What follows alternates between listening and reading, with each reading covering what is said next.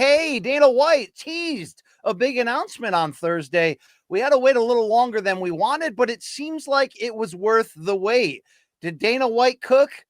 Yeah, he was cooking, fresh on the UFC equivalent of Air Force One and fresh off a visit to the White House where Dana White did say the summer July 4th, 250th anniversary of our country UFC event is going to happen. It is in motion. Obviously, there will be more on that to come in the ensuing months. But what we got from Dana was big time updates for UFC 321, October 25th in Dubai, and the annual stop at MSG come November 15th for UFC 322. Now, look, the MSG news was a lot bigger, so let's get into that first. Despite teases that we could see Ilya versus Gaethje on that card, it's not going to be. What we will get instead is Jack Della Maddalena making the first defense of his welterweight title in the main event against a rising pound-for-pound stalwart and former lightweight champion Islam Makhachev.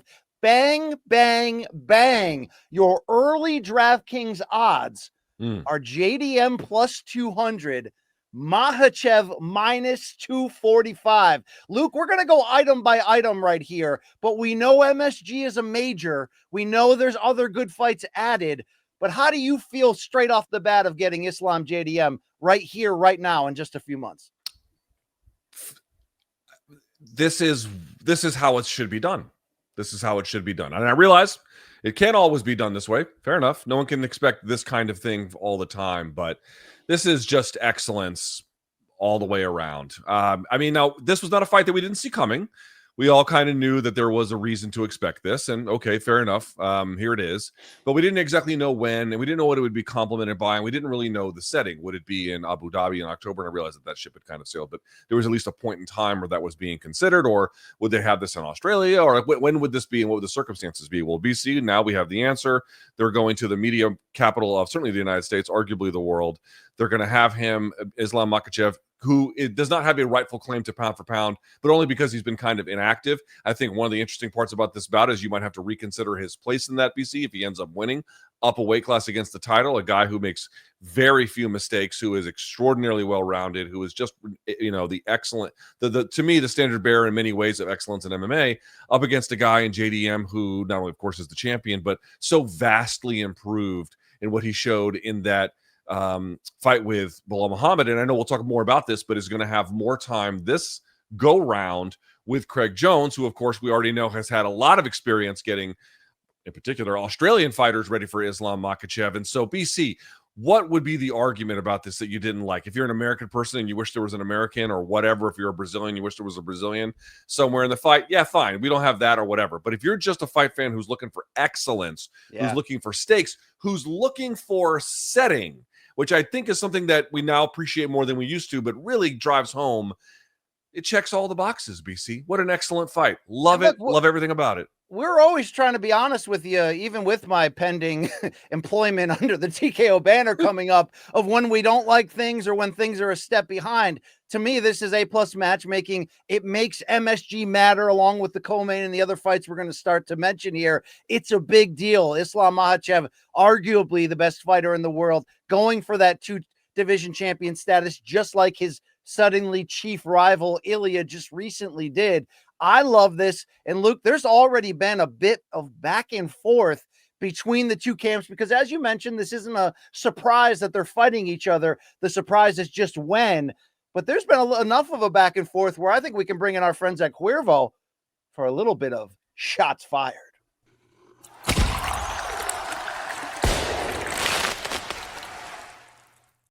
Of course, now's a good time as ever to enjoy the tequila that invented tequila. This is Shots Fired, brought to you by the great people at Cuervo. Let's first get a little bit of a quote here from Islam Makhachev manager Ali Abdelaziz, who sat down with Dennis on Submission Radio. He said, at the end of the day, the fight is done. I think Maddalena will lose. He's going to be a very tough fight for Islam, but I believe Islam have all the tools to beat him. So that's certainly one side of the equation.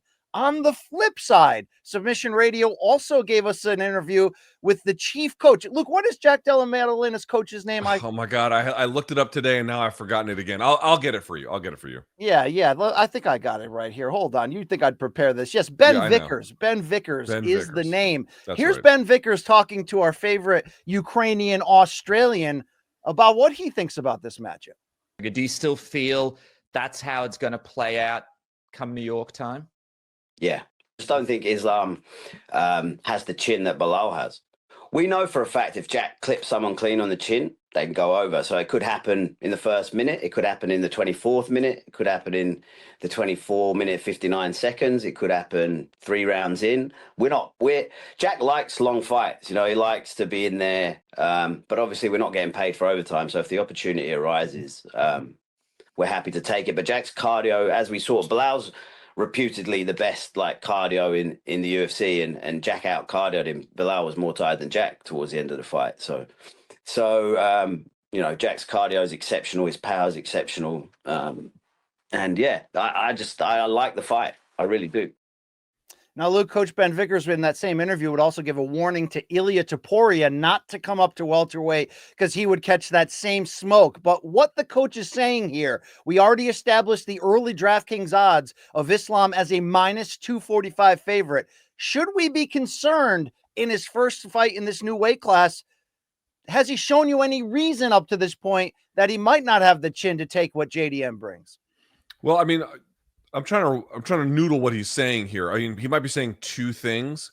One, you're going from 55 to 70 and you're naturally going to have harder hitters, which fair enough. That's true. I don't know if you can even really argue with that.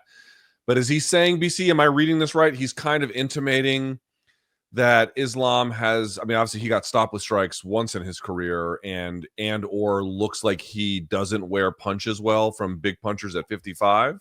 And so therefore there might be some kind of either chin issue or weight cutting issue. So some kind of combination of him saying, I don't think he's as physically sturdy as he needs to be at 55, much less 70. It's what it sort of sounds like.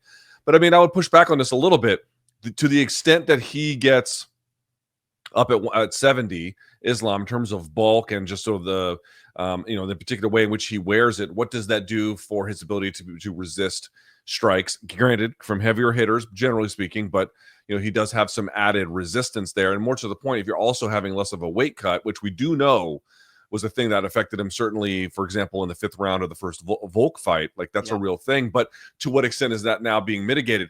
I'm not saying he shouldn't have confidence in Jack Della Maddalena, not so much for being a dynamite puncher per se, but for being a very clean and accurate puncher, which I do think is real. And then to the extent, for example, that Islam does struggle to either capture the takedown or maintain it, what does that do for his necessity to slug it out then with Jack? And then what does that mean? So I don't think confidence generally is misplaced, but the way he was kind of framing it made it seem like Islam is fragile or something. And I think that might be a little bit exaggerated. Am I reading that wrong?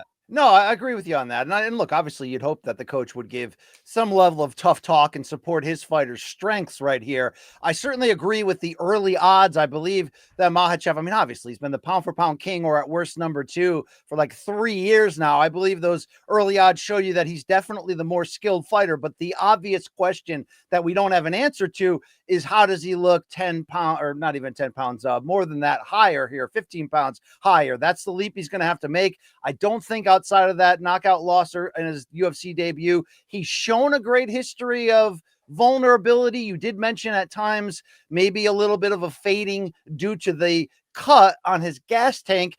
Do you think the Dustin Poirier fight should potentially give JDM's camp confidence that maybe we saw some weaknesses in that bout? Like, how do you explain what happened at the end of that fight? Is that just Dustin being an all-time dog? Dustin's a heavy puncher. He is an all-time dog. I think you know that too. There's been times in fights, like certainly in the 5th round of the first Volk fight and then the 5th round of that Poirier fight where, I think it got a little more competitive than you might have imagined it getting, depending on your perspective anyway. But, again, up a weight class generally, like what that does, and then in particular, the relaxation of the difficulty of the weight cut, I would like to see that. It's not that I have any heart. BC, like, just to the extent that Jack Della Maddalena lands cleanly in combination on Islam, could this cause terrible problems for him? Yes. This is, I think, a very serious and real threat. I guess I would question a little bit the idea that Islam is so fragile that it only really has to happen one good time. Yeah. For that to be, because you're talking about someone in Islam, BC, who generally is very defensively strong and is generally speaking, I realize that he had a lapse early in his career, but the overwhelming body of evidence shows a guy who's defensively very sound. So yeah, we're getting kind of back to it. I don't I think having faith in Jack Della Maddalena striking as his key way to win is clearly the right way to look at it, right? Clearly the right way. But I'm not ready to say, this is the big question. What is Islam's readiness from a physical standpoint at 170? We don't know the answer to that. They seem to think that he's going to be physically overmatched. My answer to that is that remains to be seen. Yeah, let's see it. I mean, it's not like JDM walked through Bilal. Obviously, Bilal's a big. He's a big 70er. I mean, for sure. The final point I wanted to make on this is I wonder, even though pound for pound is what it is, everybody's got a different opinion. If you have Ilya or Islam right now, you're certainly not wrong, right? It's that close. But I wonder if we're going to see those two every time they fight and win before they eventually fight each other, and I think they will. I wonder if they're just going to keep switching places. Luke, would you say if Islam wins a title in the second division and beats JDM in any way that is not controversial, is that a better win than what Ilya had in his new division over an aging but still dangerous Oliveira? Arguably, yes. One, it would be beating a full-on weight class champion, right? So versus somebody who had it and, had then subsequently lost it. And then secondly, how old is Della Maddalena? 31? 32? Sounds about right. I think he's 31. If someone could verify that for me, I believe that's right. He's 28. Della Maddalena is 28 years old. Yeah. Dude, beating a guy that young. Yes. I mean, you have to ask yourself, what would you rather have as an opponent? Would you rather have someone who's got an insane amount of experience, but maybe is a little shop worn, but still crafty and all that kind of shit? Or someone who actually is still kind of, to an extent, even as champion, still kind of proving himself, actually, which is really the interesting part, but has like all the youth on their side, has all of the vigor and the physicality. I mean, they're right at the beginning of their prime. That's a tough one to say. If I'm going up a weight class, I might want the more shop-worn veteran, to be honest with you. Yeah. So in many ways, I could see JDM as a tougher challenge at this point. Dude, 28. Oh my God, I thought he was a little bit closer to 30. Jesus, that is wow. I mean, Islam might have the youth advantage in this argument, but Ilya's got the euthanasia, Luke, that when he finishes these guys. Hey, speaking of euthanasia, can you put your animals on screen? I want to take a look at them. Okay. I actually blocked the door today because Zoe is on one of those runs. I can hear her head bouncing off the door trying to open it because she like craves the camera now. It's out of control, Luke, Anyway, let's keep... You got to put her on OnlyFans how much butthole she shows. Oh, crap. She just actually opened the door. Crap. Hell yeah. Oh, gosh. So Luke, let's keep going on this UFC 322 card. And I'm an MSG guy. I'm a Connecticut-born guy. It's the world's most famous arena. I love when UFC makes this card every year truly, truly matter, like UFC 205 and UFC 217. Now, this one, 322, not as deep as those legendary cards, but how about this co-main event? When you're talking about the women's side of things, when you're talking about an era right now where maybe the women's game doesn't have the depth it does. But if we're going to get Kayla versus Amanda soon, and now we are officially going to get Valentina Shevchenko defending once again her women's flyweight title against the now vacated women's strawweight champion, the Chinese star Zhang Weili. This is a female super fight. This makes 322 big time business. And when we look at these early DraftKings odds, a virtual pick 'em, Zhang Weili minus 105, Valentina minus 115. I'm very happy the UFC did this. We'll get to what's going to happen next with the strawweight division. But Luke, power versus power here in terms of name value, experience, historical relevance. This is a big one, brother. This is absolutely huge. I love everything about this fight. We had talked about what the fight game needs. Now, is this the biggest women's fight you could make? The one with the most amount of fanfare? I would humbly submit to you that if it's in the co-main event, the answer is probably obvious that it is not. I would argue, BC, and I'm sure you probably agree, Kayla Harrison defending a returning Amanda Nunes, which we do think we will get at some point. Yeah. That would be a much bigger box office or promotional attraction. You agree, right? I agree. Okay. Yes. But what I'm going to say is, I think this is the best women's fight you can make, at least on paper. Someone might respond that Valentina Shevchenko's relative size advantage, obviously she's very skilled, and what we've seen out of, for example, in the Fiorot fight to an extent, or some other, the third Grasso fight, for example, BC, that you might expect a Shevchenko to try and wrestle her and get on top. And in fact, I suspect that would be a key part of any game plan that she would bring, especially for an opponent like this. And also because she is coming up in weight. So there is a world where potentially this fight actually kind of blows. I want to be very clear about that. Whoa, it is very... Hold on. I'm not, I promise. Let me get to it. I promise. I'm not downplaying the fight. What I'm trying to do is just reconcile with the critics up front. Some might say that that there's a few circumstances you could point to that make you believe that Shevchenko could have a bit of a wrestle fest in winning this one in an otherwise not interesting bout. Okay. I don't deny that could happen, but A, that's not a reason to not make the fight. And B, there's also plenty of reason to think that that's not true at all, right? You've got Zhang Weili coming off of a performance against Tatiana Suarez where she stuffed 14 of 15 takedowns. And to the extent that she got a takedown, I don't know the answer to that. Let me see how much control time she got. Suarez, over the course of that one takedown she got, did have some substantial control time in the first round, 3 minutes, but then could do nothing else with it. More to the point, I think that there's other ways that the speed advantage and the accuracy of someone like Zhang Weili could make this interesting. And in any case, BC, if Valentina Shevchenko wins, this would make her 9th title defense, 8th consecutive, or no, 2nd consecutive because she lost the 7-fight win streak, sure.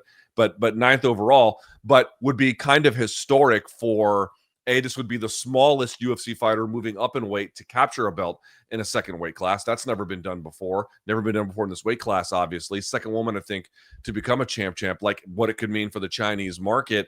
And could it be an exciting bout on the feet for as long as it lasts there? Yes, for all of these reasons, you make this fight. And BC, more to the point, are there really contenders either at strawweight or at flyweight for either Shevchenko or, I realize that Zhang has now abandoned the title, but imagine for a second she hadn't.